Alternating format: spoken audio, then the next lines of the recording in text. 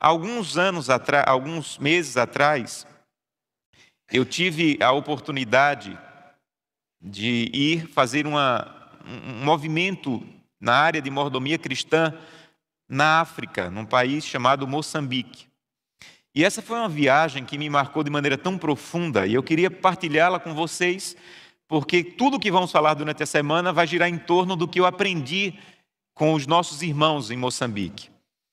Eu fui convidado para dar aulas para os pastores do país, e eu confesso que não conhecia muito sobre o país. E comecei a pesquisar sobre como era o país e descobri que 60% da população, ou seja, 15 milhões de pessoas, vivem no que se chama de extrema pobreza.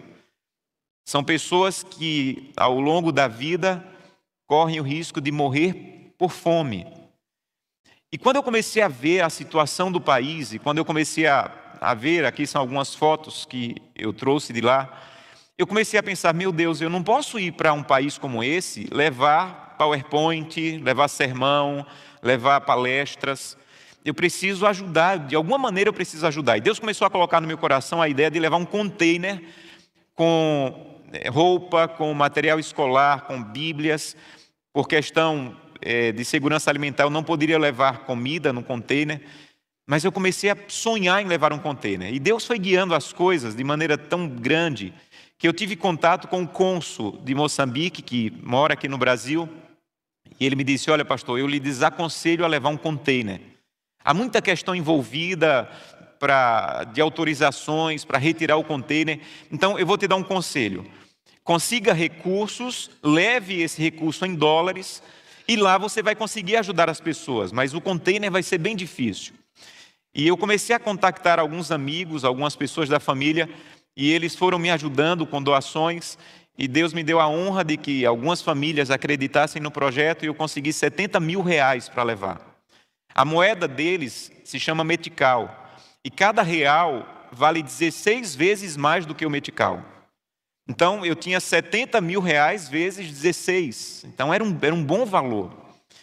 E eu comecei a me organizar para a viagem. E exatamente uns 20 dias antes da viagem, houve uma mudança na questão de documentação para entrar no país. Eu tinha o passaporte, porque até aquele momento só precisava do passaporte para entrar no país, mas mudou as regras e agora eu precisava do visto. Eu só poderia entrar no país se tivesse o visto. E aí eu fiquei aflito, estava próximo da viagem, entrei em contato com a embaixada de Moçambique, em Brasília. Nesse momento, nesse período, eu ainda morava em Recife e enviei toda a documentação com o passaporte para lá. E todos os dias eu ligava, olha, eu preciso urgente desse passaporte, dessa resposta com o visto, porque está chegando a viagem, tudo já pronto, a passagem comprada. Faltando uns 5 dias para a viagem, a pessoa disse assim, olha, nós acabamos de enviar o passaporte para você por Sedex. E naquele dia o correio entrou em greve. E agora eu não tinha nem o passaporte e nem o visto. E fiquei aflito, o que fazer agora?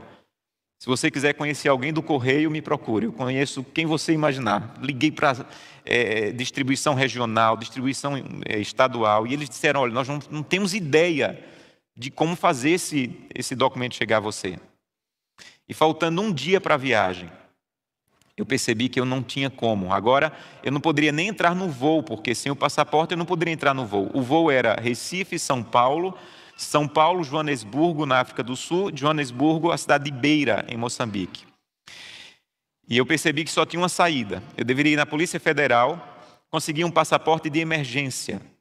Passaporte de emergência no Brasil, ele é dado em 3 circunstâncias. Primeiro, se alguém da sua família morreu nesse país, não era o meu caso. Segundo, se você provar que se não fizer a viagem, corre risco de emprego, não era o meu caso. Terceiro, se eu provar que estou levando ajuda humanitária para o país. E aí eu me encaixava, eu tinha um documento da ADRA dizendo que eu estaria levando ajuda humanitária para lá. E eu fui na Polícia Federal no aeroporto, um dia antes da viagem. Eles haviam já terminado, eles tinham um período de atendimento para esse assunto de passaporte de emergência e não estavam mais atendendo. Minha viagem era no outro dia, às 10 horas da manhã. 7 horas da manhã, quando abriu a Polícia Federal, eu fui, já com mala, com tudo, e eu disse para o superintendente lá que atendia nessa área, eu disse assim, olha, eu estou com um problema. Eu estou indo para Moçambique, estou levando ajuda humanitária, tenho toda a documentação, meu passaporte, ele foi extraviado com essa greve, e eu preciso de um passaporte de emergência para ir para a África do Sul, na África do Sul procurar a embaixada de Moçambique para conseguir o visto para entrar em Moçambique, mas eu preciso pelo menos do passaporte de emergência. E ele olhou a documentação e disse assim, mas você não tem problema, porque você tem toda a documentação, quando é a sua viagem? Eu disse, minha viagem é agora, 10 horas da manhã. Ele disse assim, agora você tem um problema. Porque você sabe que o passaporte ele é dado entre 24 e 48 horas. Eu disse assim, esse é o meu problema, eu preciso do meu passaporte em 30 minutos para poder embarcar. E ele perguntou, mas quem é você? O que é que você vai fazer lá? E eu abri minha carteira, mostrei para ele a minha credencial de pastor, disse, eu sou pastor da Igreja Adventista do Sétimo Dia, estou indo para pregar lá em algumas igrejas, estou indo para dar aula para os pastores, mas também para levar ajuda humanitária. E ele disse assim, então espera um pouquinho aqui. Me levou para uma sala do lado e disse assim para a atendente, olha, para tudo que você está fazendo aí, porque esse rapaz precisa do passaporte de emergência em 30 minutos. Ele olhou e disse, chefe, em 30 minutos? Ele disse, em 30 minutos.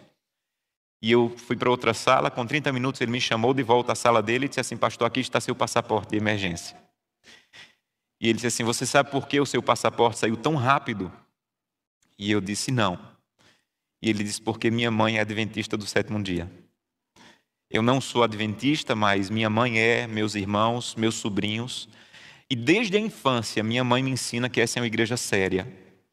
Desde a infância, eu ouço minha mãe ser eleita para a diretora de Dorcas da igreja dela. Então eu sei que o que você está indo fazer nesse país é sério, porque essa igreja eu aprendi desde pequeno que é uma igreja séria. Então eu estou te dando o passaporte não para você, porque eu não lhe conheço. Eu estou dando ao passaporte ao que você representa, ao que você está indo fazer. E disse, olha, todas da minha família são adventistas. Eu perguntei, e você, o que falta para o senhor ser adventista? E ele disse assim, falta pouco, mas vai embora que já está dando a hora do seu voo. E eu anotei o nome da família dele, o nome da mãe dele. E quando eu retornei da viagem, uma das primeiras igrejas que eu preguei em Recife, foi na igreja da mãe dele. Eu liguei para a irmã, localizei a irmã dele, disse assim, olha, contei toda a história, e eu disse, eu queria fazer uma surpresa para sua mãe. E ela disse, pastor, minha mãe tem 82 anos, mas tem um coração bom, pode vir. E eu fui pregar, contei toda a história que eu vou contar agora para vocês, e ao final eu disse assim, irmãos, eu só pude fazer essa viagem porque um homem possibilitou eu ter um passaporte, e ele deu esse passaporte não para mim, ele deu esse passaporte para a mãe dele. E eu queria chamar aqui a irmã Maria. E lá vem do fundo da igreja a irmã Maria chorando. E eu disse, irmã Maria, deixa eu lhe dizer uma coisa. Eu entendi porque o meu passaporte foi extraviado. Meus irmãos, quando eu saí de Recife e desembarquei em São Paulo, minha esposa me ligou, emocionada, dizendo assim, o correio acabou de entregar o passaporte aqui em casa. Por 2 horas eu tive que pedir aquele passaporte. E eu disse, irmã Maria, deixa eu te dizer por que o meu passaporte extraviou. Deixa eu te dizer por que eu fui na Polícia Federal. Porque Deus queria me unir à Senhora pela salvação do seu filho. Então eu quero dizer uma coisa, talvez para alguns pais que estão aflitos por algum filho que está longe. Deus está mais interessado no retorno do teu filho do que você. Se Deus tiver que permitir que o passaporte de um pastor se extravie para ele encontrar teu filho e ajudar no caminho de retorno para casa, ele vai fazer. E desde aquele tempo eu estou orando por ele, ele já aposentou da Polícia Federal, mas eu tenho clamado e orado, e algumas vezes quando vou a Recife levando materiais, porque Deus me colocou no caminho dele para ajudar aquela mãe a trazer aquele filho de volta para casa. E agora com o passaporte eu pude ir, consegui o visto, e entrei por esse aeroporto da cidade de Beira, que é a segunda maior cidade do país. Cheguei, depois de 18 horas de voo, eu cheguei nesse aeroporto, umas 3 horas da tarde, porque às 6h30 já tinha o primeiro encontro com os pastores. Homens de Deus, homens incríveis. Alguns deles têm 48 igrejas no distrito. Nenhum deles possui carro, é impossível para uma pessoa comum em Moçambique possuir um carro. E eles vão de bicicleta, Há 10 anos atrás, um empresário do Brasil doou uma moto para cada pastor de Moçambique. E alguns deles ainda têm essa moto de 10 anos atrás, só o pedaço da moto. Mas homens extraordinários. E eu, durante a manhã inteira, eu dava aula para eles, à tarde fazia a distribuição da ajuda humanitária, e à noite eu pregava. E no sábado pela manhã fui pregar nessa igreja, a Igreja Central de Beira. Uma igreja grande, bonita, simples, mas uma igreja incrível. Eles chegam na igreja às 8 horas da manhã. Às 8 horas da manhã. E as pessoas que estão 8 horas da manhã é a mesma quantidade que está na hora do culto, 11 horas. Eles chegam no horário e me levaram para a sala pastoral. E o ancião pegou o microfone e disse assim: irmãos, agora eu quero apresentar para vocês um casal de namorados aqui da igreja. Eu digo: olha, vai acontecer alguma coisa. Eu fui lá tirar foto. E ele chamou o rapaz e a moça e disse assim: olha, eles estão aqui não é para casar, não é para noivar, eles vão começar a namorar e estão aqui para pedir autorização da igreja. Eu digo: que história é essa? Aí chamou o pai e a mãe e disse assim: pai e a mãe do menino, você autoriza esse namoro? Autorizamos. Pai e a mãe da menina, autoriza o namoro? Autorizamos. Igreja, vocês autorizam o namoro? Aí a igreja levantou a mão dizendo: autorizamos. E ele começou uma fala dizendo que era um namoro cristão, que o namoro cristão tinha hora, que o namoro cristão tinha lugar, que o namoro cristão deveria dar um testemunho para as pessoas de fora. E eu tirando fotos e com o olho arregalado assim, assustado. Quando voltei para a salinha pastoral, uma senhora disse: pastor, o senhor está com o olho assim arregalado, está meio assustado? Ele disse assim: que coisa linda, os jovens vão para a igreja para pedir autorização aos pais. Aí ele perguntou: e como é no Brasil? Aí eu disse: ô meu irmão, pula essa pergunta. Pula essa pergunta. E eu vi a seriedade dele. É claro que eu não acho que é cultural, não tem que reproduzir aqui. Mas esse pensamento de dizer assim: eu quero que o meu pai e minha mãe participem, eu quero que eles aprovem, eu quero que eles estejam envolvidos, é claro que é benéfico para eles. Quando terminou essa parte, eles começaram a cantar. E eu não tenho palavras para descrever esse povo cantando. Não tenho palavras. Eu chorei várias vezes ouvindo eles cantarem as músicas do Inário. Várias vezes eu chorei. Porque eles não cantam daqui, eles cantam daqui. Imagine uma mãe que tem 6 filhos e que conseguiu manter os 6 vivos durante a semana. E ela vai para a igreja para dizer: eu te louvo, Senhor. É inimaginável para eles, na hora do louvor, alguém está olhando no celular ou alguém está mascando chiclete, é inimaginável. A hora do louvor é a hora de você dizer: eu estou vivo, eu estou vivo. E eles cantaram, e cantava a igreja toda, e entrava um coral de crianças, e entrava um coral de homens. Lá todo mundo faz parte do coral. Lá o teste do coral é o seguinte: você respira, respira aí para eu ver. Pronto, já faz parte do coral. Esse é o teste. Todos, e tem coral de criança, de adulto, de juvenil, de homem, de mulher, de dorcas, a igreja toda. E quando eles começaram a cantar, quando me deram o tempo para o sermão, faltavam 15 minutos para meio-dia. Eu pensei: estou frito, porque se for como no Brasil, tem que pregar em 15 minutos, porque meio-dia as pessoas vão querer ir para casa. E eu me esforcei. Naquele país, eles têm 46 dialetos, e ali na igreja tinham pessoas de 3 línguas diferentes. Então eu tinha que falar um pouco mais lento para que alguém traduzisse ali para um dialeto, para o inglês. E quando eu terminei era 12h30. E eu pensei: as pessoas não devem estar desesperadas aí. O ancião me chamou para a salinha pastoral, fizeram 2 orações, e quando eu saí a igreja estava toda sentada. E eu perguntei: mas ninguém saiu? Ele disse: não, pastor, aqui a gente só sai quando o pregador está na porta. E aí eu fui à porta. Feliz sábado, e me abraçava, e abraçava, e feliz sábado, seja bem-vindo. Quando o último saiu, todo mundo voltou. Eu perguntei: o que foi que aconteceu? Ele disse assim: pastor, agora é o ensaio do coral. Vamos ensaiar aqui o coral, vai ter uma reunião ali para homens e tal. Ensaiaram ali uns 30 minutos, e ele disse: pastor, agora é a hora do almoço. E aí eu vi uma das coisas mais lindas que eu já vi na minha vida. Todas as igrejas que eu visitei lá, eles têm um lugar atrás da igreja que eles constroem de palha, de lata, de madeira. Nessa igreja, como era uma igreja grande, eles conseguiram um lugar de zinco, tipo uma quadra, e todos os sábados eles almoçam juntos. E eu vi uma das coisas mais lindas da minha vida. Dezenas de pessoas sentadas no chão, abrindo sacolas, tirando sua comida.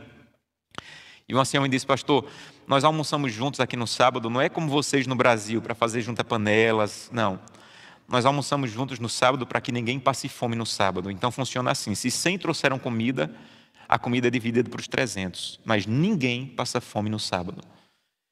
E eu vi várias pessoas com um pratinho ali vazio, encostando aqui. Esse aqui colocava um pouquinho de arroz, esse aqui colocava um pouquinho de verdura, esse aqui colocava um pouquinho de feijão. Ele disse: pastor, ninguém passa fome no sábado. Algumas dessas famílias aqui, a única refeição digna que eles tomam durante toda a semana é a do sábado. Por isso que nós precisamos estar juntos como igreja. Por isso que nós precisamos cuidar um do outro. E não é como no Brasil, eu percebi isso, que às vezes na comunidade, quando tem alguém passando necessidade, a gente só sabe quando morre. Não, lá todo mundo sabe. Está passando necessidade, esse aqui não tem comida, ele não tem problema, ele encosta o pratinho vazio e um compartilha com o outro. Eu estava muito cansado, extremamente cansado, e quando terminou o almoço eu perguntei: e agora? Ele disse assim: agora o senhor volta para pregar de novo. Toda a igreja que estava de manhã estava à tarde. Isso aqui é uma foto da tarde. Isso aqui é uma foto da tarde. As pessoas, toda a igreja da manhã estava à tarde. E aquele relógio lá no fundo não dá para ver, mas era já 6:30 da tarde. E eu disse: meu irmão, eu não aguento mais. Eu estou extremamente cansado, 18 horas de viagem. Ele disse: não, pastor, então fica tranquilo, vai descansar. E eu disse: e vocês? Agora é o ensaio do coral dos homens e o ensaio do coral das mulheres. É agora. Eles ficaram até 8 horas da noite na igreja. E não era porque era um sábado especial, esse é o sábado deles. Quando eu fui visitá-los em casa, eu percebi por quê. A casa não tem internet, a casa não tem paredes seguras. Então o melhor lugar para eles estarem é a casa de Deus. Ali eu entendi, quando a Bíblia diz: os passarinhos têm os seus ninhos, mas o lugar que eu gosto de estar é no templo do Senhor. Então venha à igreja, venha à igreja. É claro que há pessoas que precisam estar em casa. É claro, por tudo que estamos vivendo, precisam por segurança, por vários motivos. Mas se não for esse o motivo, venha à igreja. Venha adorar a Deus, esteja na igreja, participe da igreja. Eles têm uma paixão pela igreja. Eles têm uma paixão por estar na igreja que me impactou profundamente. E depois eu fui visitá-los. Esse aqui é um vídeo, se você puder dar um play aí. E eu fui visitá-los para saber as necessidades. Eu tinha os recursos, mas precisava saber o que eles precisavam.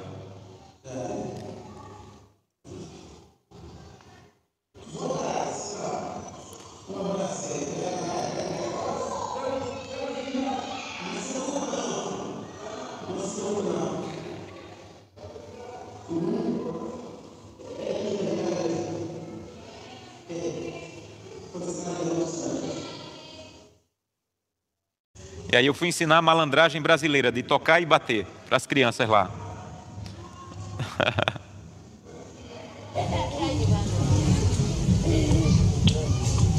O que não presta, aprende rapidinho, né? Muito bem. Sim. E aí, visitando, eu percebi a necessidade de comida. Eu não tenho palavras para descrever algumas cenas que eu vi, alguns lugares que eu entrei, alguns cheiros que eu senti. A grande questão é o tamanho das famílias, é muito, muito grande. É muito comum famílias com 12 filhos, com 10 filhos. Isso dificulta. Aqui todos são irmãos, ó, todos irmãos. 2 desses aí nasceram no mesmo ano, para você ter ideia. E aí nós começamos a cadastrar 200 famílias para dar comida, mas não poderia ser uma cesta básica dessa do supermercado, porque uma cesta básica dessa do supermercado, numa família de 14 pessoas, não dura meia hora. Então nós fizemos uma grande quantidade de comida para 200 famílias. O critério eram as pessoas que viviam em uma situação mais difícil, e lá são viúvas, pessoas que têm necessidades especiais, órfãos, há muitos órfãos, muitos órfãos. E nós compramos uma cesta básica, cada cesta básica tinha 25 quilos de arroz, 25 quilos de uma farinha de milho que eles usam muito, 10 litros de óleo, 10 quilos de feijão. Então, fomos comprando e montando a cesta básica. e para distribuir para as famílias. E essa batata eles usam muito e compramos lá uma grande quantidade. Para vocês terem uma ideia, os grandes lugares onde comprávamos comida tinham homens com armas na porta, com medo dos saques. O caminhão que nós alugamos para deslocar a comida foi saqueado. Eles levaram algumas caixas de óleo. E essa era a irmã mais incrível que eu já conheci na vida. Toda a igreja lá tem uma mulher que eles chamam de mama. É aquela mãezona da igreja que cuida para tentar fazer com que ninguém passe fome. E essa era a mama da igreja que eu estava. Esse aí também é um vídeo. Ela explicando como foi essas cestas básicas. Básicas já temos aqui prontas. Prontas, já temos 37 básicas prontas. Assim esperamos do transporte para irmos entregar para as pessoas necessitadas. Já vamos entregar hoje? Hoje sim, vamos começar hoje, depois amanhã vamos terminar. E o que tem em cada cesta básica, irmã? Cada cesta básica tem muita coisa. Temos 25 de arroz, quilo, e 25 quilos de farinha, 5 quilos de açúcar, 4 quilos de feijão, 2 barras de sabão e 5 litros de óleo, etc. E o que a senhora acha que essa comida vai levar para as pessoas? Esta comida não só para alimentar eles a saciar, esta forma que nós fizemos assim é para evangelizarmos, para aquelas pessoas saberem de que há um Deus verdadeiro, para que um dia reconhecem escolher seu Deus como Salvador. Amém. Obrigado. Essa é uma das irmãs mais queridas e carinhosas dessa igreja. Por isso é chamada de mama. Deus te abençoe, irmã. Sim, obrigado. Deixa-me falar o meu nome. O meu nome chamo-me Belita Mwazambo, mas por ser uma mãe que sempre estou aqui na igreja, toda a gente, homens, mulheres, crianças, me sou de Mamã Mwazambo. Muito obrigado. Deus te abençoe. Obrigado. Mamã Mwazambo. Uma mulher incrível. E você ouviu ela dizendo para que era a comida? Evangelizar. Eles só pensam nisso, eu já vou explicar para vocês por quê. Eles vivem em torno disso. E fomos distribuir as comidas, não tenho palavras para descrever esses abraços de pessoas que não tinham o que dar para os filhos e chegou comida. E no último dia nós íamos entregar as últimas 80 cestas básicas para as pessoas virem buscar na igreja. Nós fomos levar nas casas para pessoas que não tinham condições de pegar, mas 80 famílias que tinham uma carroça, que tinham uma maneira de vir buscar na igreja, nós pedimos para elas virem para a igreja. Mas no dia apareceram 120 no lugar de 80. E eu tive que reuni-las e dizer, olha, infelizmente nós não temos como dar para todos. Nós não seguimos o critério do cadastro que fizemos. Nós não temos como agora dividir. Então, infelizmente, quem não está no cadastro não vai receber. E aí vem a segunda maior lição da minha vida. Algumas dessas mulheres aqui estavam cadastradas, viúvas, disseram, pastor, fica tranquilo. Eu pego o arroz, ela pega a farinha. Eu pego o açúcar, ela pega o feijão. Mas ninguém vai sair sem nada. E eles mesmos dividiram e ninguém saiu sem nada naquele dia. Imagina você ter pouco e mesmo o pouco que tem, você ter capacidade de compartilhar com alguém. Todos os dias eu mandava uma foto para minha esposa ali da refeição. Comidas, a maioria eu não conhecia, nunca tinha comido, mas vou dizer para vocês, poucas vezes na minha vida comi uma comida tão deliciosa, simples, mas extremamente deliciosa. E um dos amigos disse assim, pastor, eu não vou lhe dar dinheiro para levar.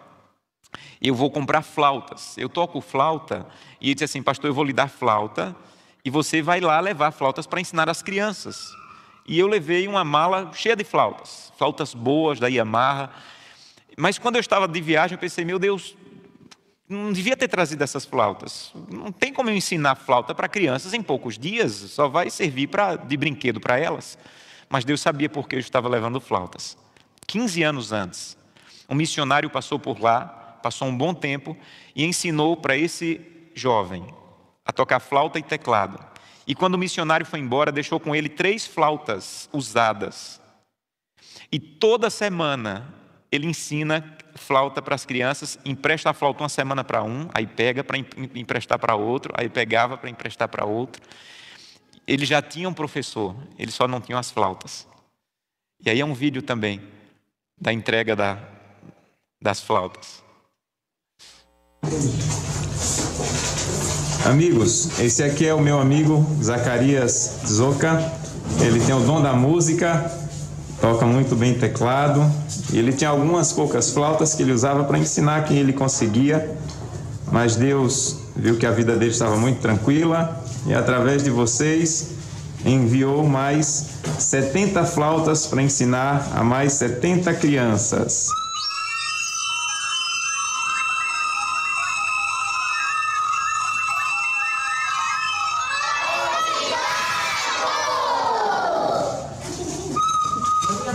Muito obrigado, essa é a nossa maneira de agradecer e daqui a pouco eu vou ensinar ao Zoca o que significa você era feliz e não sabia. Um abraço a todos. Um outro amigo disse: pastor, aqui é uma outra história. Eu estava visitando e passei em frente a essa igreja adventista. Essa aqui é uma igreja adventista num bairro chamado Belém. Alguém doou um valor, eles conseguiram levantar apenas as paredes, essa é a porta da igreja, e não tem telhado. E eu estava passando por ali, vi a igreja, comecei a tirar fotos, e um grupo de senhoras disse assim: olha, você está tirando foto da nossa igreja? Eu disse assim: eu sou pastor da igreja adventista, estou vindo do Brasil, estou fazendo um evangelismo aí na igreja de Matageia, e estou aqui agora. E elas disseram: olha, você quer conhecer nossa igreja? E elas abriram a igreja, eles fizeram esses bancos, esse telhado com madeira para cobrir um pouco do sol. E eu pensei, falta tão pouco para eles cobrirem. E consegui um recurso e conseguimos cobrir a igreja. E eu fui dizer para a igreja como era a doação. A família doou o dinheiro para eles cobrirem, colocarem o telhado, com 3 mil reais. 3 mil reais. Deu para cobrir a igreja e fazer o piso da igreja. 3 mil reais. E quando eu fui levar a notícia para a igreja, o ancião disse assim: pastor, antes de o senhor dar a notícia, o coral jovem vai cantar. Esse aqui é o coral jovem da igreja de Belém. Veja que coisa extraordinária.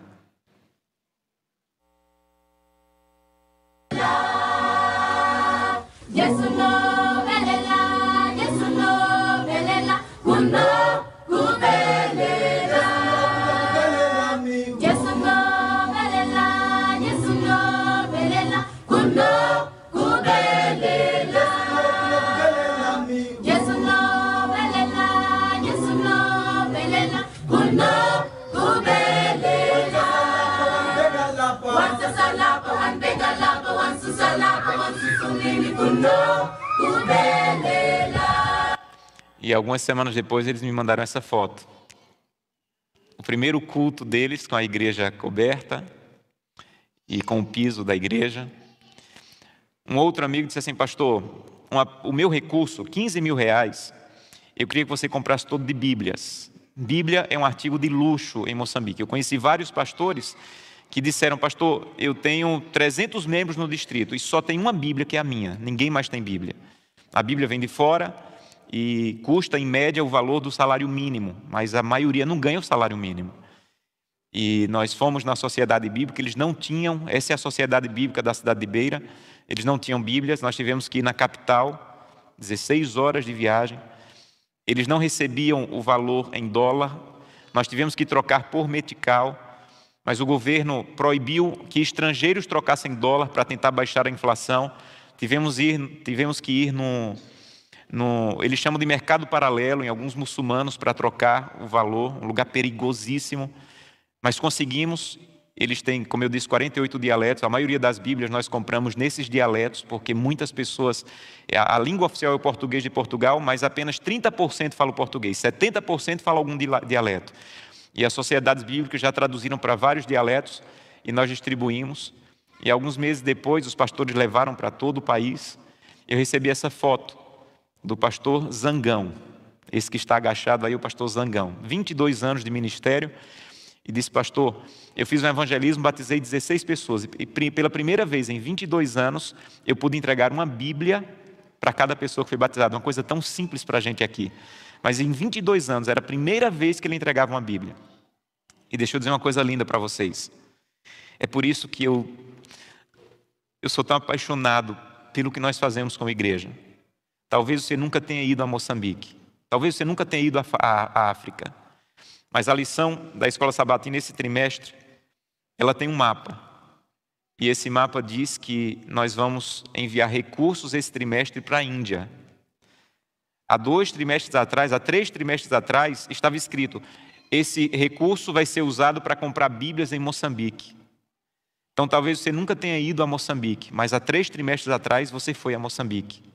Essa é a beleza de fazer parte de uma família.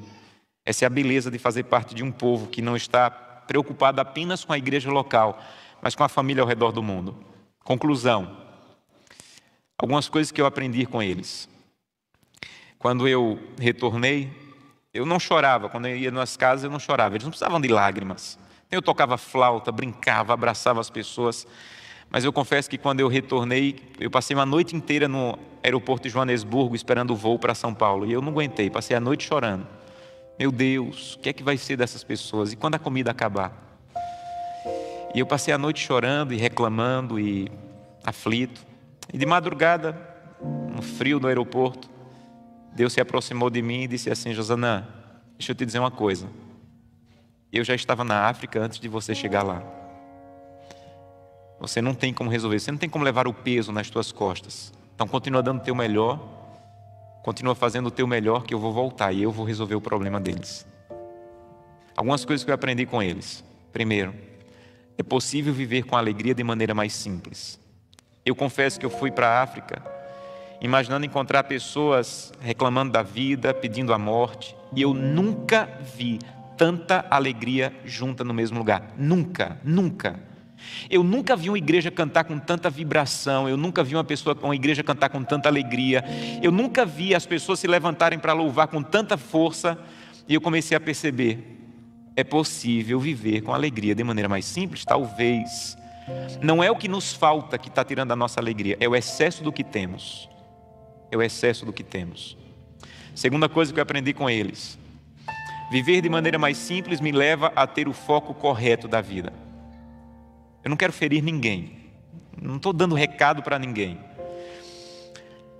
Mas deixa eu dizer uma coisa para vocês: eles têm tão pouco que eles têm um foco. O foco é ir para o céu. Acabou. O foco é ir para o céu. Às vezes nós estamos dando tanto para os nossos filhos, e talvez os nossos filhos tenham mais vontade de ir para a Disney do que para o céu. Então nós deveríamos começar a repensar a nossa vida e dizer: meu Deus, será que não é o excesso do que eu tenho que está me tirando o foco? Será que não é o excesso do que eu tenho que está me fazendo sair de casa sem buscar a Deus pela manhã? Será que não é o excesso do que eu tenho que está me fazendo sair de casa sem fazer o culto familiar? Será que uma maneira mais simples de viver não me ajudaria a ter o foco correto? E o foco correto, vamos estudar essa semana, só é um: preparar a minha família para o céu que está chegando. Terceira coisa que eu aprendi com eles: o céu é a solução definitiva. Eu entregava comida, as pessoas me abraçavam e agradeciam, mas quando eu entregava Bíblia, as pessoas choravam, eu não entendia. Eu entregava comida, as pessoas me abraçavam, agradeciam, mas quando eu entregava Bíblia, as pessoas acabavam de chorar. Eu levei um inário com partitura e eu doei o inário com partitura para a igreja. Ninguém tem um inário com partitura na igreja, ninguém. Quando eles pegaram o inário com partitura, começaram a pular: nós temos um inário com partitura, nós temos um inário com partitura. E eu perguntei para o Senhor: eu não estou entendendo nada. Eu entrego comida, as pessoas agradecem. Eu entrego Bíblia, as pessoas choram. Eu pensava que iam chorar com comida, estão com fome. Ele disse: pastor, deixa eu lhe explicar. Nós agradecemos a comida, mas ela vai acabar. Uma hora a comida vai acabar. Mas o que a Bíblia nos promete é eterno. É por isso que quando a gente pega a Bíblia, a gente chora. Porque a Bíblia nos oferece uma coisa que não vai acabar quando a comida acabar. Há uma verdadeira epidemia de AIDS em crianças em Moçambique. E ele disse assim: milhares de médicos estão deixando tudo para vir cuidar das crianças aqui. Nós agradecemos, mas não tem um médico no mundo que consiga arrancar essa doença da criança. Mas quando Jesus voltar, ele vai tirar toda a enfermidade. É por isso que a Bíblia nos emociona, porque o céu é a solução definitiva para os nossos problemas. Quarta coisa: eles têm tanta vontade do céu que eles só pensam em uma coisa: pregar o Evangelho. Deixa eu te dizer uma coisa. Questione a sua vontade de ir para o céu, se você não tem desejo e ânimo de levar o Evangelho para as pessoas, porque as duas coisas estão intimamente ligadas. Eu aprendi isso com eles. Quanto mais desejo eu tenho de ir para o céu, mais desejo eu tenho vontade de entregar um livro missionário, de oferecer um estudo bíblico, de convidar alguém para a igreja.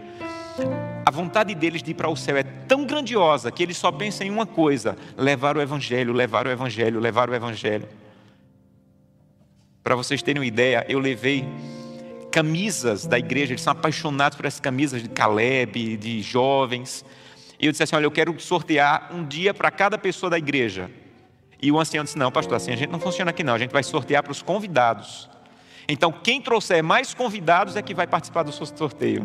Porque eles só pensam nisso: o que é que eu posso fazer para trazer mais pessoas para a causa de Deus, pela vontade que eles têm de que Jesus volte logo. Quinto, onde você não vai, através da igreja, da sua fidelidade, os recursos chegam. E esse trimestre, o seu recurso vai chegar na Índia. E talvez você nunca foi à Índia, mas o recurso que Deus colocou nas tuas mãos vai à Índia. E essa é a beleza: você vai chegar no céu e vai encontrar pessoas da Índia que você nunca conheceu, que vão estar lá porque as suas ofertas foram usadas para construir uma igreja, para terminar um internato. Deus seja louvado por isso. E por fim, sempre que eu conto essa história, alguém me diz: pastor, quando o senhor for novamente, eu quero ir. E eu digo o seguinte: olha, você não precisa de 18 horas para chegar em uma África. Você não precisa de 18 horas de voo. Pega R$20, chama um Uber e diz assim: me leve numa África, porque toda cidade desse país tem uma África. Toda cidade desse país tem uma África. Às vezes nós somos tocados profundamente pela África do outro lado do oceano, mas já não somos tocados pela África do outro lado da cidade. E toda cidade desse país tem casas como as que eu vi lá, tem pessoas passando pelo que eu vi passando lá, em maior ou menor medida. Então, não espere ir à África para mudar e marcar a vida de alguém, porque eu sei que perto de você, em algum bairro, há uma África, há pessoas que passam por isso. Então levante-se e diga: eu quero estar disposto a isso. Hoje, eu quero convidá-los, primeiro convite da semana: Senhor, eu quero ser firme, constante e abundante, como essas pessoas são, como esses nossos irmãos são. Eu não sou ainda, me perdoa, mas eu quero ser. E eu quero que essa semana seja um marco na minha vida, um recomeço na minha vida, para que eu tenha essa segurança em Deus e que Deus pode me fazer firme, constante e abundante pela causa. E a melhor maneira de declarar isso é o batismo.